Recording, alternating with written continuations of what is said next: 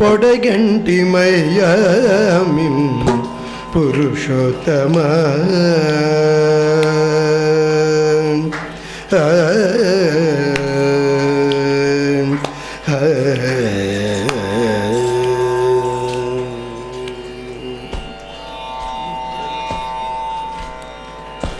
పొడగంటిమయ్యామిం పురుషోత్తమము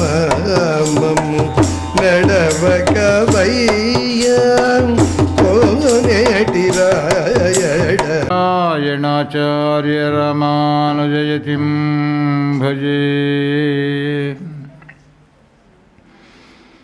విశిష్టాద్వైత సిద్ధాంత ప్రచారైక విహారిణి శ్రీమన్నారాయణాచార్య రామానుజయతిం భజే.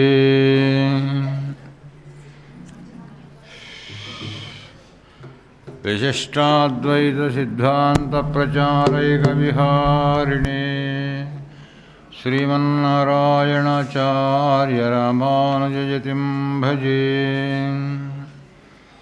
శుక్లాంబరధరం విష్ణుం శశివర్ణం చతుర్భుజం ప్రసన్నవదనం ధ్యాయేత్ సర్వవిఘ్నోపశాంతయేత్. యస్యద్విరదవక్తరాజ్యాం పారిషద్రాపలశతం విఘ్నం నిఘ్నంతి సతతం విశ్వక్సేనందమాశ్రయేత్. జ్ఞానానందమయం దేవం నిర్మలస్ఫటికాకృతిం ఆధారం సర్వవిద్యానాం హయగ్రీవముపాస్మహే. శ్రీరాఘవన్నశరదాత్మజమప్రమేయం సీతాపతిం రఘుపరాన్వయరత్నదీపం ఆజానుబాహుమరవిందదళాయతాక్షం రామం నిశాచరవినాశకరం నమామి. మనోజవం మారుతతుల్యవేగం జితేంద్రియం బుద్ధిమతాం వరిష్టం వాతాత్మజం వానరయూధముఖ్యం శ్రీరామదూతం శిరసా నమామి. వసుదేవసుతం దేవం కంసచాణూరమర్దనం దేవకీ పరమానందం కృష్ణం వందే జగద్గురుం వ్యాసం వసిష్ఠనప్తారం విజక్త్యై పౌత్రమకల్మషం పరాశరాత్మజం వందే శుకతాతం తపోనిధిం. వ్యాసాయ విష్ణురూపాయ వ్యాసరూపాయ విష్ణవే నమో వై బ్రహ్మనిధయే వాసిష్ఠాయ నమో నమః. ఓం అస్మద్గురుభ్యో నమః. జై శ్రీమన్నారాయణ. కలిసి ఉంటే కలదు సుఖం. కానీ ఇప్పుడు ఏమైపోయిందంటే కలిసి ఉంటే లేదు సుఖం అంటున్నారు. ఉల్టా అయిపోయింది ప్రపంచం. కలిసి ఉంటే లేదు, ఏమి లేదంటే సుఖం లేదని అనుకుంటున్నాం, కలిసి ఉండలేకపోతున్నాం కనుక. పెళ్ళయిందా, ఇంకేముంది, డిటాచ్మెంట్. మనకు స్నానాల గదులు బాత్రూములేమో అటాచ్ అయినాయి, బంధుత్వాలేమో డిటాచ్ అయిపోయాయి. కారణం ఏమిటి? మనం తెచ్చుకున్నటువంటి కర్మ.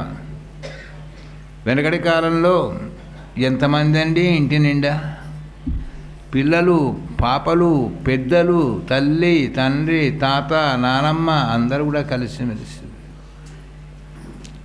అందుకోసమై ఇవాళ రేపు పెళ్లి సంబంధానికి ముందే అడుగుతున్నారు, మీరు అమ్మా నాన్నతో కలిసి ఉంటారా, వేరుగా ఉంటారా? అది కూడా వచ్చిందండి స్లోగన్ ఇప్పుడు. కారణం ఏంటంటే అట్లా కలిసి ఉంటే మేము ఇవ్వం. ఎందుకట? ఒక అమ్మాయికి పెళ్ళి అయిందట. పెళ్ళి అయితే అత్తగారింటికి వెళ్ళిన తర్వాత కొద్ది రోజులకే వాడవాళ్ళందరూ పరిచయం అయ్యారు. ఆ వీధి ఈ వీధి వాళ్ళందరూ పరిచయం అవుతారు. కానీ ఏమ్మా ఎలా ఉంది నీ కొత్త కాపురం అని అడిగాడు. అంతా బాగానే ఉంది. మా ఇంట్లో పెద్ద ఇంత జనం లేరండి. మా అమ్మ నాన్న సరే ఇక్కడ మా ఆయన ఉండాలి కదా, ఉన్నాడు, పర్వాలేదు. మా అత్తగారు ఉన్నారు, అత్తగారు కూడా ఉన్నారు. పాపం ఉండొద్దా ఏమిటి? అందుకోసమే ఏదో కొంచెం ఇబ్బందిగా అనిపిస్తుంది. అంటే నీకు రహస్యం చెప్తానదట పక్కింటి ఆవిడ. నీకు పెళ్ళైతే, ఎవరికి పెళ్ళైతే ఆమె కొడుకు పెళ్ళైతే కోడలు వస్తే కాశీకి వెళతానే మొక్కిందని. అట్లాగా మరి పెళ్ళయింది కదా, ఇంకేం, ఎక్కడికి పోవాలి? కాశీకి పోవాలి. ఎప్పుడైనా జ్ఞాపకం చేయి మీ అత్తగారితో. కాఫీయో టీయో ఇచ్చింది కోడలు. అత్తయ్య మీరు పెళ్ళి అయితే కాశీకి పోదామన్నారట కదా. అవునే, నిజమే. మరి అంతే, మరీ అన్నది ఆగింది. పెళ్ళి అయింది కదా అన్నట్టు అయింది. కానీ ఎందుకో పెళ్ళి అయినప్పటి నుంచి మళ్ళీ కాశీకి పోవాలనిపించకుండా పిల్లవాడు పుట్టి నానమ్మ అని పిలిచిపించుకున్న తర్వాత పోదాం అనుకుంటున్నాను. ఇది మెల్లగా కోడలు ఏం చేసిందంటే హాయిగా గుళ్ళు తిరగడం మొదలుపెట్టింది. నాకు కొడుకు కావన్నాయా స్వామి. ఆ పిల్లవాడు పుట్టి వాడు మొట్టమొదలు నానమ్మ అనే అనాలి, అమ్మ అనవద్దు, నాన్న అనవద్దు. నానమ్మ అంటే కాశీకి అయిపోయింది. పుట్టాడు పిల్లవాడు. బాధేం వరమోనండి. వాడు నాన్న అమ్మ అనబోయి నానమ్మ నానమ్మ అంటున్నాడు. నానమ్మ అన్నాడు అత్తయ్య మేము అనవాడు అనని. అయ్యో, కొంచెం వాడికి ఉపనయనమైనాక వెళదాం అనుకుంటున్నా. జంజం వేసినాక వెళతాను అంటే అందరూ గర్భాష్టకాలు చేస్తారండి ఉపనయనం. అంటే 7 ఏళ్ల పిల్లవాడికి చేస్తే ఇంకా విశేషంగా శాస్త్రంలో ఏముందంటే 5 ఏళ్ల పిల్లవాడికి ఉపనయనం చేస్తే బ్రహ్మవర్చస్వీచ భూయాసం తేజస్వీచ భూయాసం అని చేస్తుంది. 5 ఏళ్ళకు కూడా చేయవచ్చు. ఇది 5 ఏళ్ళకే ఉపనయనం చేసేసింది. సరే అయిపోయింది అత్తయ్య ఉపనయనం, మీ ఆశీర్వచనం వలన. అత్తగారు బాగా తెలివిగలదండి. ఏం చేసిందంటే కొంచెం అనేది డిగ్రీయో పీజీయో పూర్తి కానీ అయినా ఇంకా కాశీకి వెళ్ళిపోతాం. డిగ్రీ పీజీ పూర్తి చేయడం మన చేతిలో లేదు కదా, డబ్బులు పెడతాం. కానీ వాడు చదువుకోవాలి. వాడిని తెల్లందాక పొద్దుందాక చదివించి 5th నుంచి ఎగ్దమ్ 10thలోనే జాయిన్ చేసేది. ఇక 10th నుంచి ఇంటర్మీడియట్ లేదండి, డైరెక్ట్ డిగ్రీ 1 సంవత్సరం చదవగానే పీజీలో జాయిన్ చేసేసి అక్కడ డబ్బులు పెట్టింది, వీడిని రొప్పుతుంది. వాడు చదువుకుంటున్న అసలు విషయం పాపం వాడికేం తెలుసు కనుక పిల్లవాడికి. అత్తయ్య పీజీ అయిపోయింది ఇక తదేవ లగ్నం అయినాక పోతనే. తదేవ లగ్నం అంటే పెళ్ళి కావాలి కదా. ఇక ఎట్లా రోజు తీరకపోతుంది కోరిక. దబా పెళ్ళి చేసేసింది. ఎన్నేళ్ళకండి? 19 ఏళ్ళకే చేసింది. అక్షంతలు పడ్డాయి. అత్తయ్య పెళ్ళి అయిపోయింది మీరు అన్నట్టుగా అయిందా? ఏదైనా మనమరాలు కొంచెం నాతో చనువు కానీ అయింది. ఎంతసేపు అండి, కోడల కంటే తొందరగా మనమరాలే దగ్గర అవుతుంది అమ్మమ్మకు. మనమరాల నేను ఈ మధ్యలో ఈ వారంలో కాశీకి పోతాను. అలాగే పోయేటప్పుడు మీ అత్తయ్య ఉంది కదా, ఇప్పుడు ఆమె అత్త అయింది కదా, మరి నువ్వేమన్నా కదా అంటే 2 బిస్తలు కట్టానా అని అడుగు, అంతే. అత్తయ్య అగో పీజీ అయిపోయింది, పెళ్ళి అయిపోయింది, ఇక మన్మరాలా ఆలోచించుకొని చెప్పే. అత్తయ్య అన్నట, కొత్త కోడలు. మరి కాశీకి వెళ్ళేటప్పుడు 1 బిస్తరు కట్టాలా 2 బిస్తలు? 2 ఎందుకే, ఇప్పుడు మీరు కూడా అత్త అయినరు కదా అన్నదట. ఆనాటి నుంచి కాశీ మాట మాట్లాడితే ఒట్టు అందుకోసమే కలిసి ఉంటే అని మనమంతా ఎక్కడ కలవకున్నా గోవిందరాజుల గారి పుణ్యాన ఇక్కడ కలుస్తున్నామండి. దివ్యమైనటువంటి యొక్క భాగవత కథలో కలుస్తున్నాం అందరం. ఆ భాగవత కథలో దివ్యమైనటువంటి యొక్క భాగవతానికి ఉన్నటువంటిది ఏమిటి అంటే, నరకాన్ని పోవద్దు నరకానికి అనుకుంటే భగవత్స్మరణ చేయాలన్నారు కదా. మన ఇల్లు ఒక రకంగా చూస్తే అందరిండి కావనుకోండి. కొందరు అంటారు, అయ్యగారు ఎప్పుడన్నా పని పడితే నేనే మీ ఇంటికి వస్తా కానీ మీరు మా ఇంటికి రావద్దు, నరకం అంటుంటాడు. అయ్యా మీరు మా ఇంటికి రండి, మా ఇల్లు స్వర్గం అండి అంటారు. ఎక్కడున్నాయి నరక స్వర్గాలు? ఇక్కడనే ఉన్నాయి. అది నరకం అనుకుంటే నరకం, స్వర్గం అనుకుంటే స్వర్గం అనుకునే దాన్ని బట్టి ఉంటుంది. అందుకే ఈవేళ శ్రీమద్ భాగవతాన్ని శ్రద్ధగా వినవచ్చిన మొదలు మీకు స్వాగతం. తర్వాత అతి శ్రమ కోర్చి ఆనందాన్ని వాళ్ళు శ్రమ పడుతూ అందిస్తున్నారు. సంగీతం అంటే సాధారణమైన విషయం కాదు. పాట పాడితే మనవాళ్ళు పాడితే మనం తలలోపుతాం. కానీ ఈ పాడేవాడు పాట అట్లా లేవండి. వినేవాడు తల ఊపడం లేదు, పాడేవాడు ఊపుతున్నాడు. అంటే మీరు అప్పుడప్పుడు చూడండి, వాట్సాప్లలో దాంట్లో వాడు పాడుతుంటాడు, ఆ పాటకు అర్థం ఉండనే ఉండదు. వాడు ఏం పాడుతున్నాడో వాడికే తెలియదు.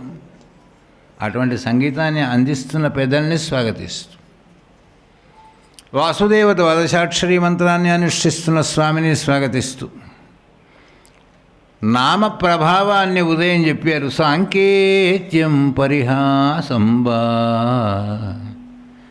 స్తోభం హేదనమేవ వైకుంఠనామగ్రహణం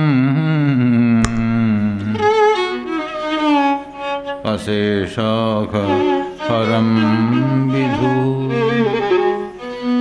భగవంతుణ్ణి ఏ రకంగా పిలిచిన ఆ నామమే గొప్పది అంటాడు. కానీ నువ్వు వికారంగా పిలిచావా, రాగంగా పిలిచావా, లేదా అయిష్టంగా పిలిచావా, ఇష్టంగా పిలిచావా అని కాదండి. కోపంతో ఎవరైనా మనమైనా సెంటు చల్లారనుకోండి, వాసన రాదా? అలాగే భగవన్నామం కూడా. నామంతో సర్వ పాపాలు పోతాయని చెప్పాడు.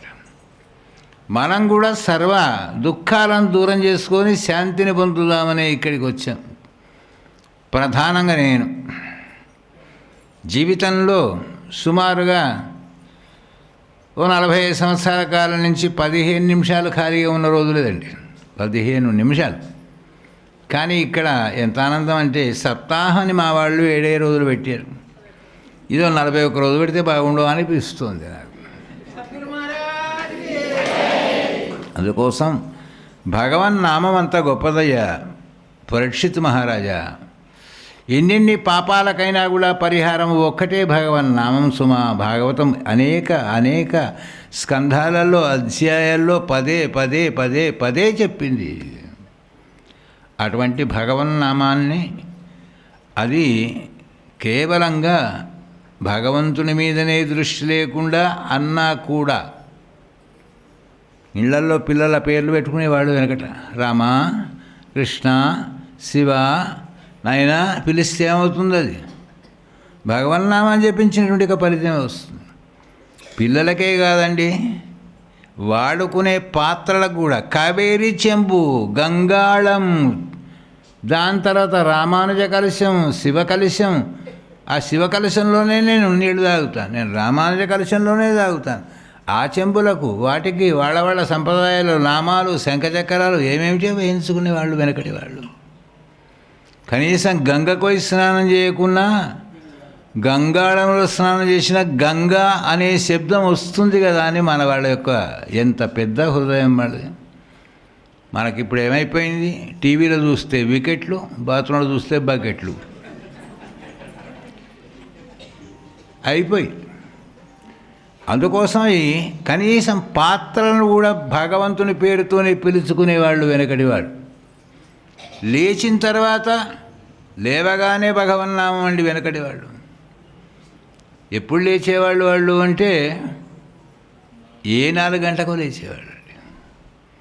సూర్యుని యొక్క కిరణాలు ముఖం మీద పడేదాకా ఎవడైతే నిద్రపోతూ ఉంటాడో దరిద్ర దేవత వాళ్ళ ఇంట్లో స్థిర నివాసం చేస్తుందట. అందుకోసమై స్నానం చేసే సమయాన్ని కూడా చెప్పారు. ఉత్తమం తారకోపేతం, మధ్యమం లుప్తతారకం, అధమం భానునోపేతం, ప్రాతఃసంధ్యా ప్రకీర్తిత. ఉత్తమమైన స్నానం ఎప్పుడంటే ఒక్క చుక్క ఉండంగానే స్నానం చేసింది, అది ఉత్తమమైన స్నానం. మధ్యమం లుప్తతారకం, మధ్యమ స్నానం ఎప్పుడంటే చుక్కలు వెళ్ళిపోయినాక సూర్యుడు రాడు చూడండి, ఇంకా తెల్లవారుతుంది అంటుంటాం మనం. చుక్కలు లేవు, సూర్యుడు లేడు, ఇంకా రాలేదు. అప్పుడు స్నానం చేస్తే అది మధ్యమం లుప్తతారకం. ఉత్తమం తారకోపేతం, మధ్యమం లుప్తతారకం, అధమం. ఇక చేసినా ఒకటి చేయకున్నా ఒకటి అంటే పొద్దు పొడిచిన తర్వాత భార్యలు ఎక్కిన తర్వాత స్నానం చేస్తే అది గిన్నెనో బింజెనో కడిగినట్టే తప్ప శరీరానికి స్నానం చేయించినట్టు కాదు అంటారు. మరి సాయంకాలం స్నానం చేస్తే ఉత్తమం భానునోపేతం, సూర్యుడు అస్తమించకముందే స్నానం చేయాలి. మధ్యమం లుప్తతారకం, లుప్తతారకం అంటే సూర్యుడు వెళ్ళిపోయాడు, ఇంకా చుక్కలు రాలేదు, అప్పుడు ఒక వాతావరణం ఉంటుంది, గమనించి చూస్తే తెలుసు. అది అప్పుడు స్నానం చేస్తే మధ్యమం. అధమం తారకోపేతం, చుక్కలు వచ్చినాక రాత్రి స్నానం చేసినాం అనుకోండి, చుక్కను చూసి స్నానం చేయాలి. ఎప్పుడు అంటే ఎవరన్నా పోతే, అది అటువంటి స్నానం. అంటే ఉదయం చేస్తే చుక్క ఉండంగానే చేయాలి. చుక్కలు వెళ్ళి సూర్యుడు రాకముందు చేసింది మధ్యమ స్నానం. ఉత్తమం తారకో పేతం, మధ్యమం లుప్తతారకం, అధమం భానునోపేతం. స్నానం చేసే పద్ధతి. వాళ్ళు లేవగానే లేచిండ్రా లేదా, ఆ ఎదురింట్లో ఉండేటువంటి యొక్క అమ్మగారు లేచారా అంటే లేచింది లేవంది ఎట్లా తెలిసేదండి వెనకట. వాళ్ళు లేవగానే భగవంతుని కీర్తనతోనే లేచారు. పోనీలేవర కృష్ణ పొద్దు ఒడువా వచ్చే, నేనుండారా కృష్ణ లేవరా.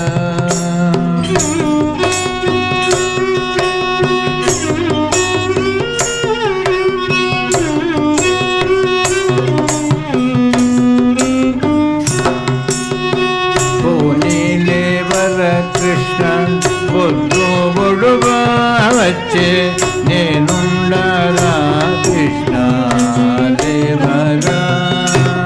గోవులేగలు మాటి మాటికి పాలు దాగే వేళ దాటే, కాలమైన పురుష నీకు మేలు కొలుపులు వాడుతయ్యా. నీలేవర కృష్ణ పొద్దు ఒడువా వచ్చే, నేనుండారా కృష్ణ దేవరా. ఆ ఇంట్లో అమ్మగారు లేచిందంటే మరి నేను లేచినట్టు తెలియాలి కదా. ఈ ఇంట్లో అమ్మగారు ఈమెం చేసేది, కృష్ణుడి గురించి పాడినవి కదా నువ్వు, ఆయన కంటే ముందు వాడి గురించి నేను పాడతా. మేలుకో రఘురామ, మేలుకో గుణధామ, మేలుకో శుభనామ, మేలుకో.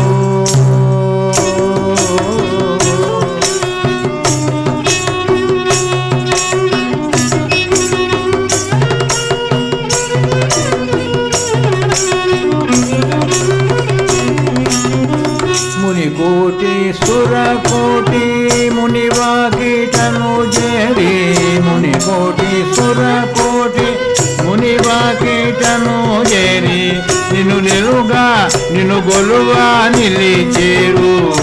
మేలుకో మునికోటి సురకోటి మునివాకిటను చేరి, నిన్ను గొలువా నిలిచేరు.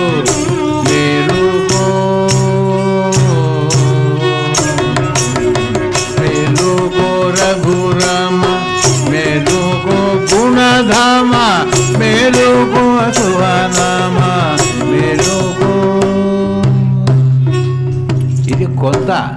పెద్ద పెద్ద వాళ్ళ ఇళ్లలో పాడుకునేవాళ్ళు. సామాన్యులు కూడా పాడుకునేటువంటి యొక్క ఉందండి. ఎంతెంత అందంగా రాశాడు ఈ పాటలు. అద్భుతమైనటువంటి యొక్క పల్లెటూళ్ళల్లో కూడా అందరూ కూడా ఏమని పిలుచుకునేది? అక్కయ్య, చెల్లె, అన్నయ్య, బావ, మామ, చిన్నమ్మ, పెద్దమ్మ, ఆ అమ్మ, ఈ అమ్మ అని పిలిచేది. ఇప్పుడు ఏమీ లేదు, ఒకటే ఆంటీ ఆంటీ, అంకుల్ అంకుల్, ఇవి రెండు తప్ప మూడో వరసనే లేనే లేదండి. లేదు అంటే వాళ్ళు చిన్నవాళ్ళైనా పెద్దవాళ్ళైనా ఎవరైనా కూడా ఒకటే వరుస. ఇక కొంత ముందుకు పోతే అందరినీ సార్ సార్ అని పిలుస్తున్నారు. అందుకోసం మన యొక్క వావి వరుసలు, ప్రాచీన సంప్రదాయాలు, అద్భుతమైనటువంటి యొక్క ఆచార వ్యవహారాలు అన్నీ అడుగంటిన కొద్దీ మనం కూడా ఏమైపోతున్నాము అంటే ఏమీ తెలియని వాళ్ళం అయిపోయి తెలిసిన వాళ్ళం అనుకుంటున్నామండి. నిజంగా ఏమీ తెలియదు, కానీ తెలిసిన వాళ్ళని అనుకుంటున్నాం. వీళ్ళు ఈ పాటలు పాడితే పల్లెటూళ్ళల్లో పాడేదండి. చుక్కాబొడిచే తెల్లవారే అక్కారోయిక లేతామే, చుక్కాబొడిచే తెల్లవారే అక్కారోయిక లేతామే, చుక్కాబొడిచే తెల్లవారే. ఎప్పుడు తెల్లవారుతుందండి? సూర్యుడు పొడిస్తే తెల్లవారదు, చుక్క పొడిస్తే తెల్లవారుతుంది. తెల్లవారుదామట చుక్క పొడవంగానే వాళ్ళు లేచి మరి తెల్లవారింది అంటున్నావు కానీ చెల్లె, తెల్లవారిన దానికి గుర్తేమిటి? పక్కా ఇంట్లో చెలియాలంతా చక్కగా చల్లలు చేసేదే, పక్కా ఇంట్లో చెలియాలంతా చక్కగా చల్లలు చేసేదే. చల్ల చేసే టైం ఎప్పుడండి మనకు తెలుసా?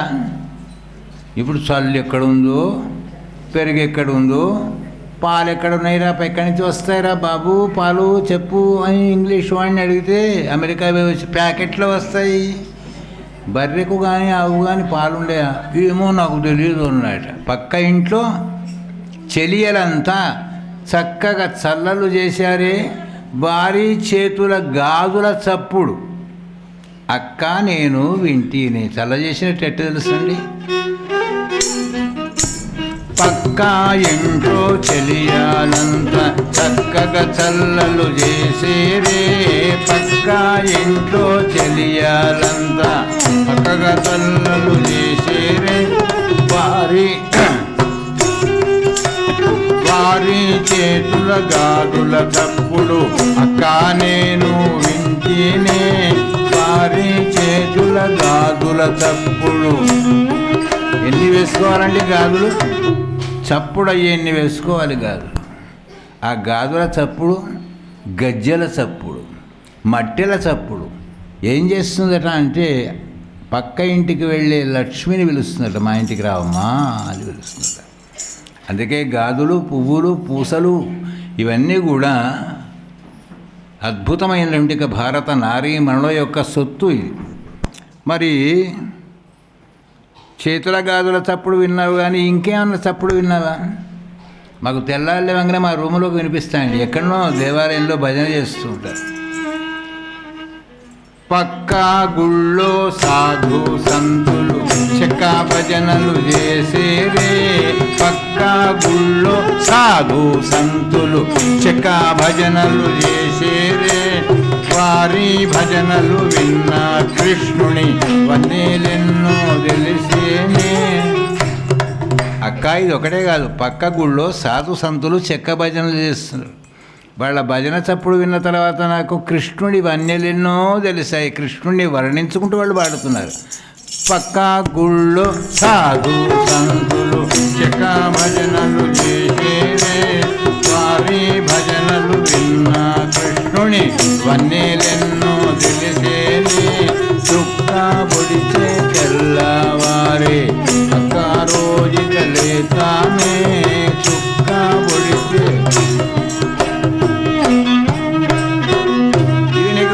కనిపించినాయి కానీ అది నిజమో కాదో ఏమైనా కనిపించినాయా అంటే మబ్బులో తెల్లవారుతుండగా ముగ్గురు పెట్టేవాళ్ళండి మనవాళ్ళు ఇళ్ళ ముందర. భూదేవి యొక్క సేవ మొదలు. ముందు ఇంటి ముందు ముగ్గురు పెట్టి ముదితలు మురిసేరే. ముందు ఇంటి ముందు ముగ్గురు పెట్టి ముదితలు మురిసేరే. ముందంటే ఉన్నది, మరి వెనకే ఉంది అడుగుతోంది అక్క. వెనక ఇంట వేదాలన్నీ విప్రులు చదువుతూ నిలిచేరే. వేదాలు చదువుకుంటున్నారమ్మా బ్రాహ్మణులు మన ఇంటి వెనక ఉన్నారు కదా. ముందింటినేమో ఇంటి ముందు ముగ్గులు పెట్టి మురుస్తున్నారు, వెనక వేదాలు చదువుతున్నారు. మరి ఇంతకంటే సాక్ష్యం ఏం కావాలి? ముందు ఇంటి ముందు ముగ్గులు ముదితలు పెట్టి మురిసేరే. వెనుక ఇంట వేదాలన్నీ విప్రులు చదువుతూ నిలిచేరే. చుక్క ఆ అక్క ఓ చుక్క పొడిచే తెల్లవారే. అక్క రోజుక లేతామే చుక్క పొడిచే తెల్లవారే. ఇది మామూలునే, ఇంకా ఏమన్నా ఉంటే చెప్పుకుంటుంది. లెబబుద్ధి కాకపోతే ఎన్నో అంకెలు. నిద్ర పడితే ఏమన్నా ఉంటుందా అండి? నువ్వు నేను 2 నిమిషాల 10 సెకండ్లకు లేస్తా. నీకు తెలివి ఉంటే కదా లేస్తా. అందుకే ఇక్కడ ఇంకో గుర్తు చెప్తుంది. ఎప్పటి పాటనండి ఇది? ఎన్నడో వెనకడి వాళ్ళు రాసిన మహానుభావులు రాసిన. గోవులన్నీ గోష్టము విడిచి యమునా తీరము చేరాయే.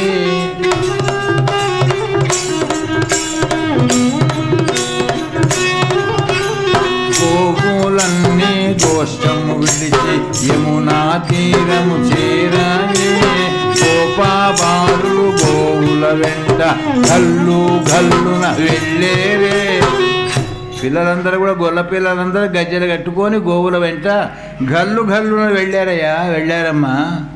మరి పిల్లలు ఏం చేస్తున్నారే అంటే, పిల్లలు ఏం చేయాలి? తెల్లారి లేవగానే పిల్లలంతా లేచి తల్లి తండ్రికి దండము పెట్టేరే. పిల్లలంతా లేచి తల్లి తండ్రికి దండం పెట్టేరే. తల్లి తండ్రి గురువులు వారికి దీవెనలిచ్చి మురిసేరే.